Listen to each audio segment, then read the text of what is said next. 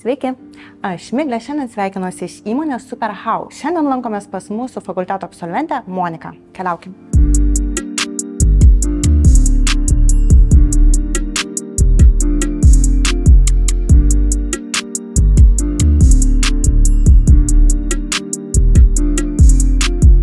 Niekas nesitikė, kad ateis mergina, ypač ten geriau atrodanti mergina, ir papasakos jums apie šitos sistemos architektūrą ir kur yra jūsų saugumo spragos. Iš tikrųjų, tas stereotipas, kad moterys nebūna IT arba mažai supranta IT, kartais merginoms suveikia tik į naudą, nes iš jų nesitikė, kad jos paims ir visą šitą pasidarys.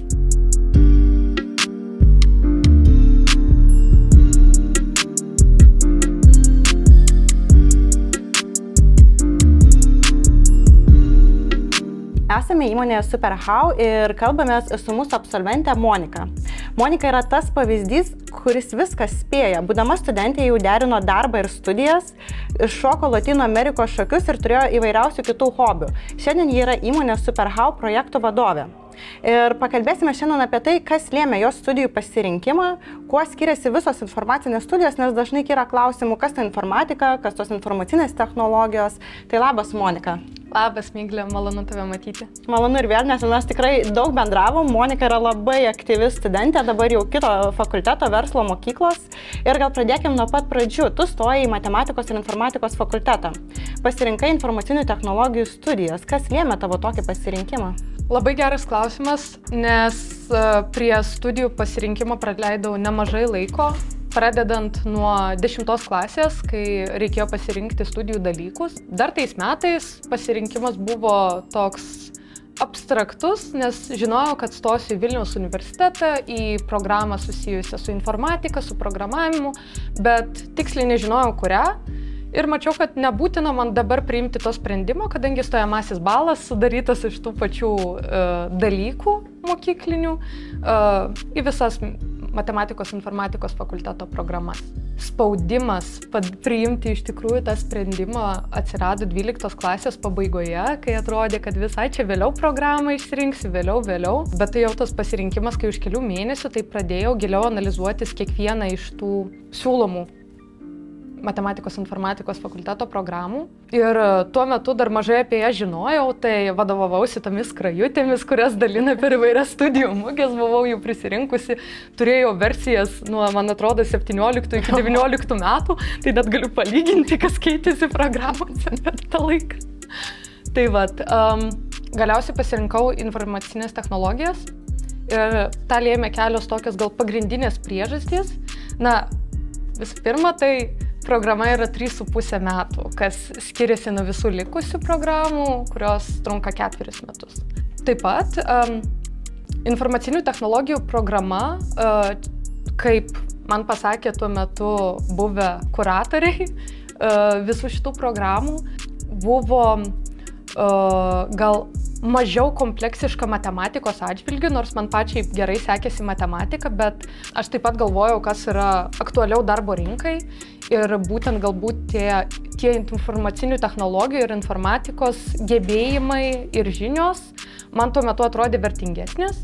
Na ir kas labiausiai užkliuvo ir kas buvo tikrai pagrindinė mano pasirinkimo priežastimi, buvo apraše nurodyta galimybė atlikti projektą, kuris atitiktų procesus tokiu būdu, kaip jie yra vykdomi tikroje rinkoje. Ir ar pateisino lūkesčius, ar realiai gavai tos tikros patirties studijuodama, ar čia tik aprašymuose buvo?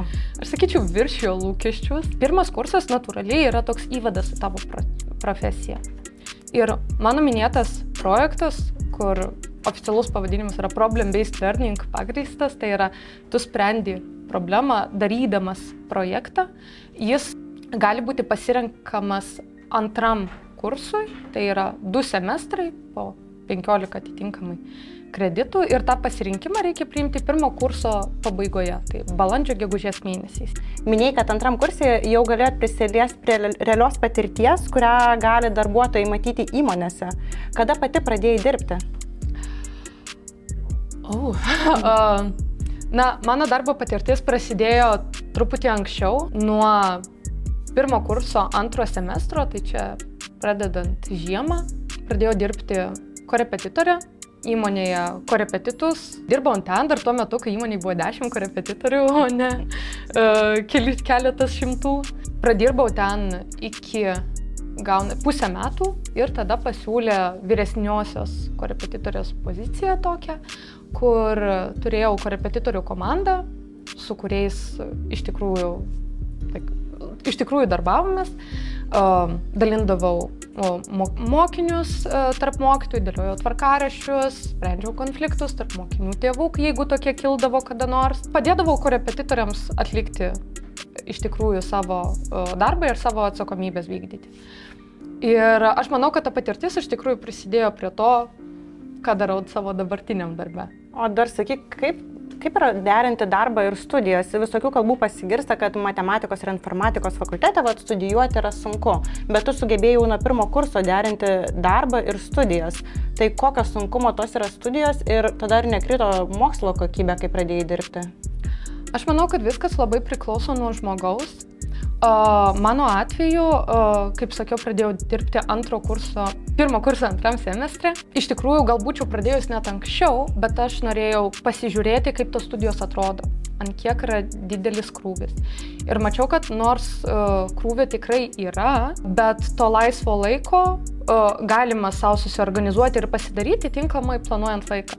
Tai jau kai pamačiau pusę metų, galima sakyti, kaip tas studentiškas gyvenimas atrodo, buvo aišku, kad aš asmeniškai pati galiu suderinti šitos du dalykus. Grįžkim šiek tiek prie studijų programų ir prie mitų. Manoma dažnai, kad informatika, informacinės technologijos labai siejasi su programavimu. Gal galėtum tada tu jau ir dirbi darbo rinkoje plačiau papasakot, kokios yra darbo pozicijos galimos baigus tavo studijų programą ir kaip jos skiriasi? Tai mano studijų programa yra gana plati. Jinai leidžia išbandyti daug sričių ir surasti būtent tą, kuri yra įdomiausia tau, kur tu galbūt norėtum tęsti savo karjerą. Tai tikrai taip, rinkoje yra gal informacinių technologijų rinka sudaro didelė dalis programuotojų, nes čia yra žmonės, kurie kuria aplikacijas, kurie kuria programas, su kuriomis mes dirbame realiai kiekvieną dieną, kurios sudaro mūsų ir laisvalaikį, ir pramogas, ir labai daug kitų dalių. Bet rinka neapsiriboja vien tuo. Tai vien patys programuotojai nėra lygų vieni kitiems. Vieni yra taip vadinami frontendo programuotojai, backendo programuotojai. Tai vieni, kurie programuoja vartotojo sąsają ir jo potyrius, kai jis naudojasi sistema. Kiti programuotojai kuria būtent logiką, kas vyksta už viso to gražaus vaizdo ribų, kur vaikšto duomenys ir taip toliau. Tai vien jie jau nėra lygus vienas kitam, taip sakant. Bet apart nuo to yra sistemų administratoriai, biznio analitikai, projektų vadovai, kas be ko, pati čia atsisėdus tokia. Na ir dabar yra atsiradusi net nauja tokia sritis, sąlyginai nauja, kuri vadinasi DevOps, kas yra tokia tarpinė stotelė tarp sistemų administratoriaus ir programuotojų. Mokyklą tu baigiai palyginus labai neseniai, 2019 metais, neseniai ir įstojai. Tai gal dar pameni, kai buvai moksleivė, kokios baimės tave labiausiai kankino ir kaip įstojus pasikeitė tie dalykai? Jo, tai iš tikrųjų turėjau baimę, kuri dabar žiūrint atgal jau atrodo tokia net neiracionali iš tikrųjų. Tai man atrodė, kad jeigu tau gerai čia sekasi mokytis ten ar kažką veikti mažo miestelio mokykloje, tai atvažiavus į Vilnių čia į studijas bus be galo sunku, be galo sudėtinga, kad čia palyginus su visais sustojusiais čia bus not even close, kaip sako. Bet iš tikrųjų, kai jau įstojau, pradėjau mokytis, vėliau ir dirbti, tai supratau, kad iš tikrųjų įdedamos net ir pastangos, net iš mokyklos atėjančios žinios labai padeda ir kad visi turi tas pačias galimybės initially įstoję.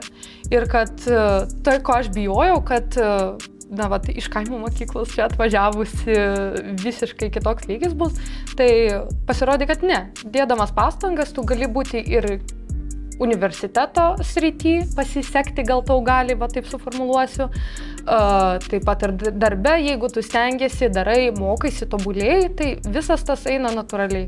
Tai čia buvo tokia, gal nestandartinis atsakymas, ne to dažniausiai sako, kad bijo, bet jo, man atrodė, kad aš nesusitvarkysiu, bet viskas yra realu. Kaip keitėsi tavo gyvenimas, kaip persikrausti į Vilnių, ar gyvenai bendrabutį, ar nuomojasi butą, kaip iš to mažo miestelio atvažiavus į Vilnių atrodė visas gyvenimas? Jo, tai atsikraušiusi į Vilnių nuomavausi butą kartu su drauge. Buvom taip sutarę nuo pabaigos 12 klasės, kad gyvensime ir nuomosimės butą kartu. Ir pokytis iš tikrųjų buvo labai drastiškas iš miestelio, kur yra 6000 gyventojų ir per pusvalandį gali apeiti į rateliu, į Vilniaus miestą, kur važiuoti kažkur 20 minučių yra labai arti gyveni, pasirodo.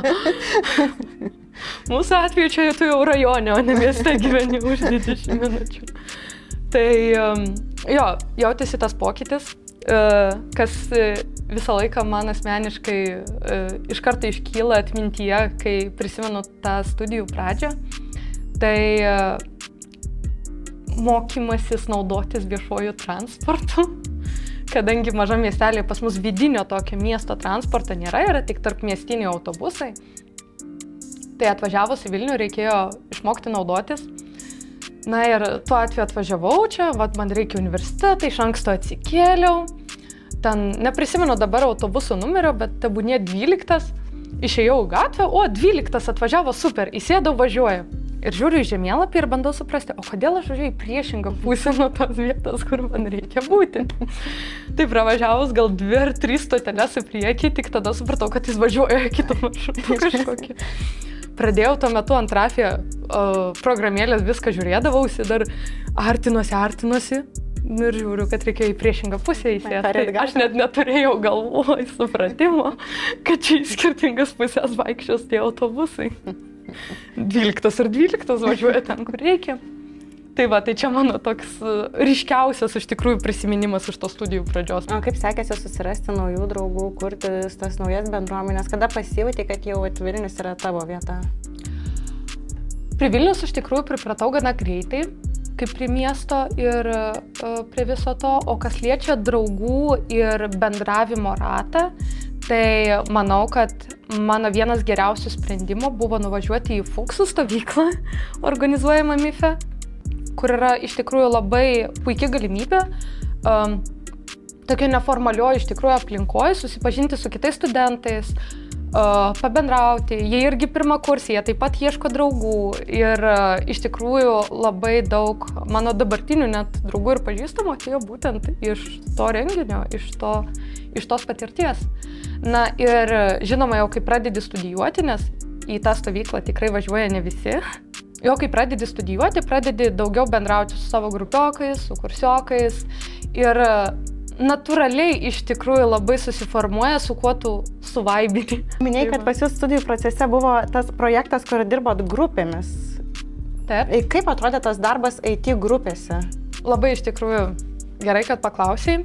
Tai kaip jau minėjau, antram kursui yra galimybė išsirinkti tą didesnį problemų sprendimų grįstą projektą, kur patirtis trunka 2 kartus, iš tikrųjų 2 projektus darai. Vieną semestro metu antram kurse, kitą semestro metu. Čia buvo viena vertingiausių patirčių asmeniškai man, nes mes netiesiog gavome padaryti kažką banalaus ar kas jau buvo padaryta ir tau reikia tiesiog mokintis to skilo ir daryti tai, kas jau buvo dan.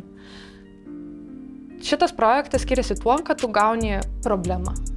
Realią šiuo metu pasaulyje aktualią problemą. Mano atveju, mano pirmas projektas buvo sukurti programėlę COVID užsikrėtusių žmonių kontaktams surasti ir tuo pačiu metu išsaugoti jų asmeninius duomenis. Tai kad nebūtų, kad ten Viltė bendrauja su Marium, ar ten Jovita eina ten su dar kažko, kad šitą neišliktų. Tai čia buvo mūsų ta pirma programėlė pirmo semestro ir tu gauni iš tikrųjų padaryti tai, ko dar nėra. Šiaip iš tikrųjų net juokinga mums buvo, nes mes pradėjome daryti projektą ir, man atrodo, lapkričio pabaigoje ir gruodžio pradžioje atsirado ta programėlė, tada jau oficiali, kur galėjai susižymėti jo kontaktus. Visiškai kitaip veikianti, bet jo. Buvo tikrai reali patirtis ir antiek reali problema, kad iš tikrųjų net atsirado toks daiktas. Šituose projektuose dėstytojai atlieka užsakovo rolę. Koks bendrai yra MIFE kontaktas su dėstytoju ir ar nėra, kad nejauku, gal kaip tik labai artimas? Aš manau, kad labai priklauso nuo studentų ir nuo dėstytojų, nes visi dėstytojai elgiasi profesionaliai ir išlaiko, žinoma, tą profesionalų kontaktą, bet kai kurie yra labiau draugiški, net, pavyzdžiui, paprašo vadinti ne jūs, o kreiptis tu, į kas irgi sudaro tokį artumo galbūt jausmą. Man asmeniškai būdavo labai sudėtinga pradėti dėstytojus vadinti tu dar nuo mokyklos, tai aš pradėdavau juos vadinti atsiprašau. Kad nebūtų nei tu, nei šypas. Tai jo, bet iš tikrųjų yra gana šiltas ryšys, dėstytojai labai stengiasi padėti, patarti, kur gali. Tu dabar dirbi startuolėje, gali šiek tiek papasakoti apie įmonę, kurioje dirbi ir koks buvo tavo kelias į projekto vadovės poziciją? Gerai, tai kaip jau paminėjai, kur dabar esame, dirbu įmonėje Superhow, jau už kelių mėnesių bus 3 metai kaip. Tai pradėjau čia dirbti po 2 kurso, kaip tik pasibaigus tai projektiniai veiklai universitete. Ir paklausė kelio iki projektų vadovės, tai įdarbinau kaip projektų vadovė.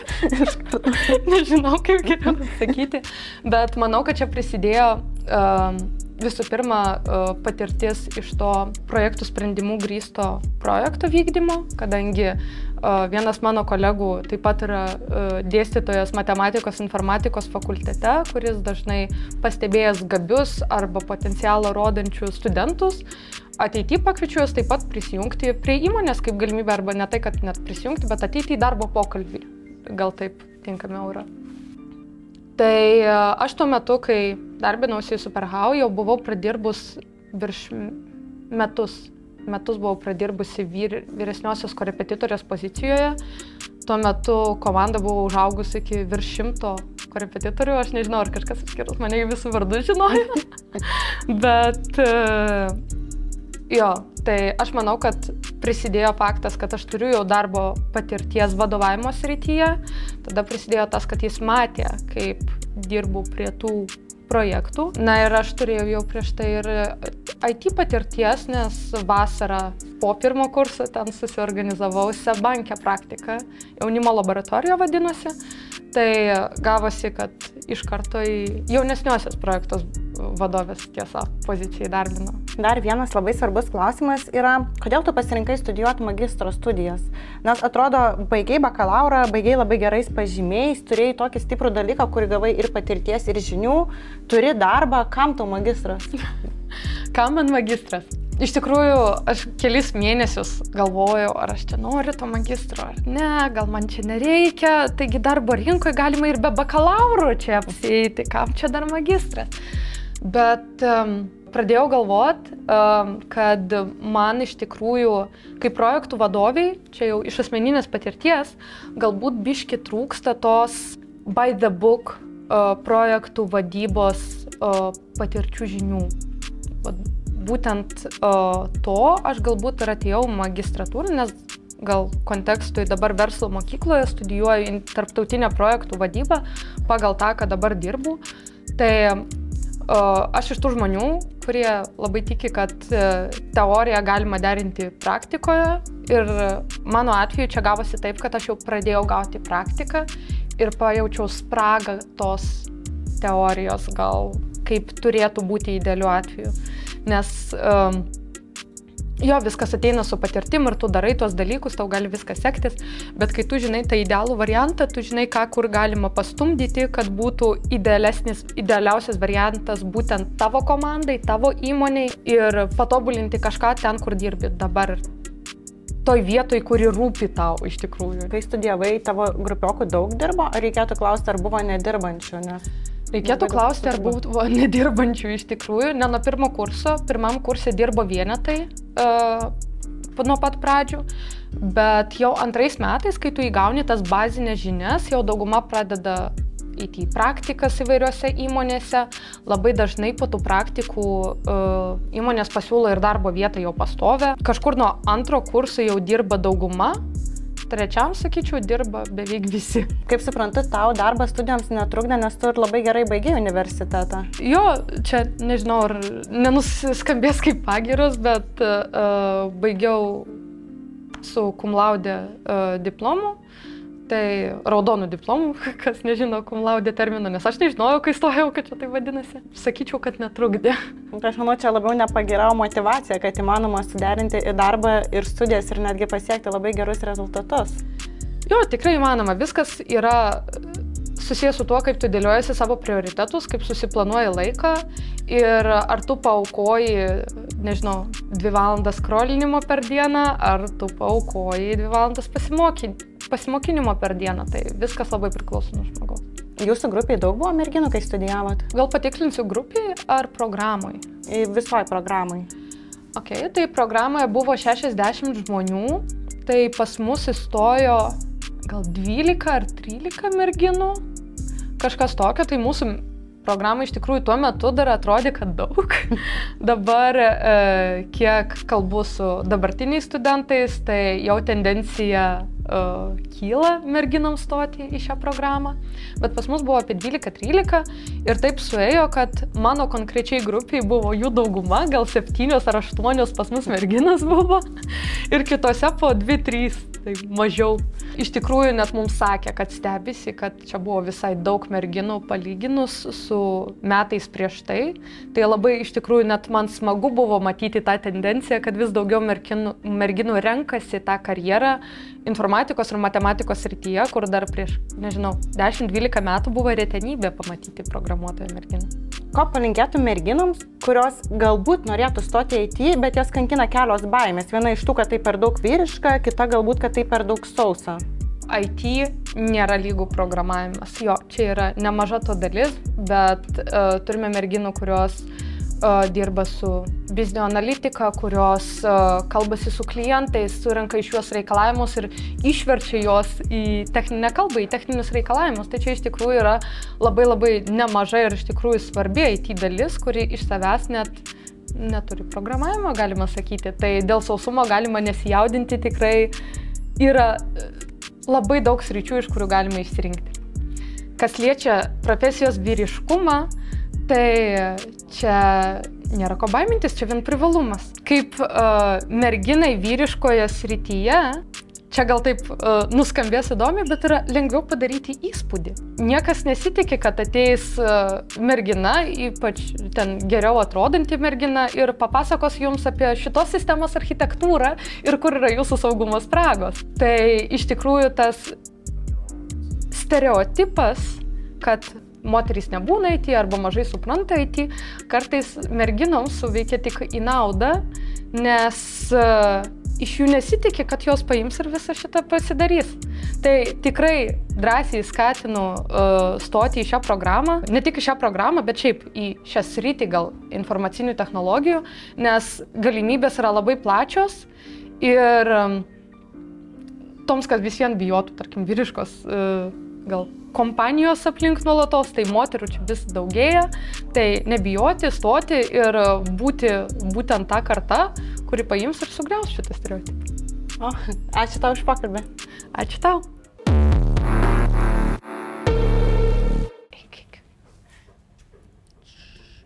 Negalvoju, kad glostų.